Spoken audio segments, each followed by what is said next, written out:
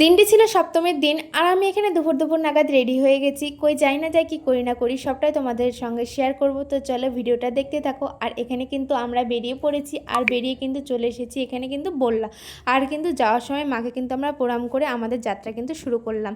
তো চলো ভিডিওটা শুরু করা যাক। আর এরপরে কিন্তু আমরা চলে এসেছি প্রতিরাম এই টোল ট্যাক্সের এখানে পার করলাম। আর বাইরে কিন্তু সেদিন প্রচণ্ড রোদ ছিল আর রোদের কারণে কিন্তু আমাদের প্রচণ্ড গরমও লাগছিল। আর তার সঙ্গে কিন্তু আকাশটা দেখতে বেশ সুন্দরও লাগছিল। আর দেখতে দেখতে চলে এসেছি আমরা হিলি। তো হিলিতে এসে ফার্স্ট এই প্যান্ডেলটাতে ঢুকে গিয়েছি।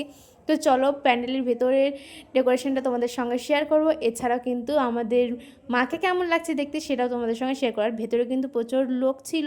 আর এই যে প্রতিমা কিন্তু আমরা দেখে নিয়েছি। আর এরপরে বাইরে বেরিয়ে কিন্তু আমরা দুটো আইসক্রিমও খেয়ে নিয়েছি। সেদিন ছিল প্রচণ্ড গরম। তো চলো এরপরে কিন্তু নেক্সট প্যান্ডেলে যাওয়া যাক।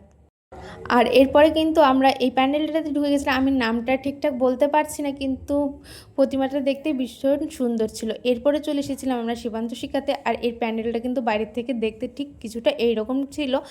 আর মায়ের মুখটা দেখতে কিন্তু ভারী মিষ্টি ছিল। আর এরপরে কিন্তু আমরা চলে গিয়েছিলাম বালুরঘাটে, যেটা আসছে নেক্সট পার্টে। তো চলো ভিডিওটা আজকে এইটুকু, কেমন লাগলো না লাগলো অবশ্যই কমেন্ট করে বলো। টাটা।